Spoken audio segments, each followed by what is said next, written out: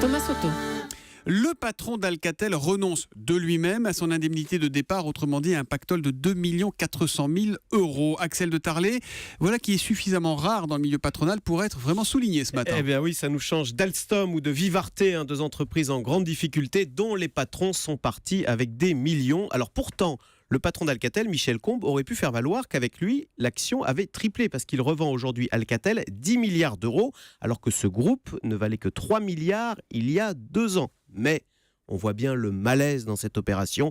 Ça n'est pas un grand jour, il faut le dire, pour Alcatel, ex-fleuron français des télécoms, qui avait inventé le Minitel, qui a posé toutes les lignes en France, etc., et qui disparaît. Même le nom Alcatel va disparaître au profit de Nokia. Et justement, pourquoi ne pas s'être battu pour obtenir une fusion plus équilibrée? Peut-être pas du 50-50, mais quelque chose de plus... Alors, voilà. D'abord, Alcatel valait moitié moins en bourse, donc il y a l'arithmétique. Et puis même, vous savez, sur le fond, une fusion, c'est déjà suffisamment compliqué. Si on veut que ça marche, il faut qu'il n'y ait qu'un seul patron, que les choses soient claires.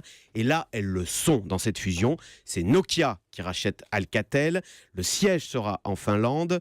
Michel Combes, l'actuel patron français, se retire totalement du jeu. Il s'en explique ce matin dans l'Express. Il donne une interview. Il dit « J'ai trop vu les dégâts causés par la direction bicéphale entre Français et Américains lors du rachat de Lucent. » Ouais, mais maintenant que la direction est en Finlande, moi j'imagine les salariés français d'Alcatel qui doivent être plutôt inquiets. Ils ont des raisons de l'être, non? Alors c'est sûr qu'ils seront un peu moins choyés, même si le nouveau groupe promet d'augmenter quand même de 25% la recherche et développement en France. Mais vous savez, l'important, c'est qu'Alcatel, qui était en train de dépérir, renaisse avec Nokia. Et de ce point de vue, et c'est là où il faut saluer le travail de Michel Combes, de ce point de vue, tout a été fait pour que cette fusion réussisse. Il n'y a pas de querelle d'ego, il n'y a pas de nationalisme mal placé, et de ce point de vue, le gouvernement a parfaitement joué le jeu. Il n'y a pas d'indemnité de départ scandaleuse qui braque les salariés.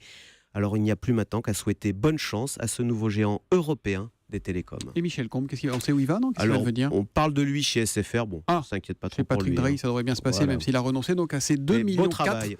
d'indemnité de départ. Le Zoom Echo, tous les matins à 7h10 sur Europe 1. C'est avec Axel de Tarlé. À demain, Axel.